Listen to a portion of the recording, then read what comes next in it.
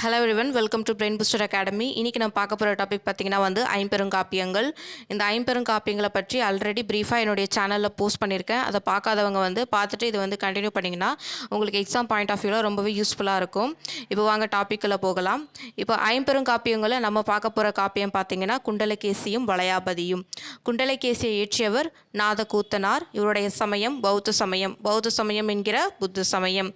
அதே மாதிரி மணிமேகலையும் பௌத்த சமயம்தான். இப்போ இதனுடைய வேறு பெயர் அகலகவி. அடுத்து வளையாபதி. வளையாபதியை இயற்றியவர் தெரியவில்லைன்றது அதை இயற்றியவர் யாருன்றது தெரியலை அப்படின்றது தான் தெரியவில்லைன்னு நமக்கு சொல்லுவாங்க. அடுத்து இவருடைய சமயம் பார்த்திங்கன்னா சமண சமயம். இதனுடைய பாடல்களின் எண்ணிக்கை 70. நமக்கு 70 தான் கிடைக்கப்பெற்றவை.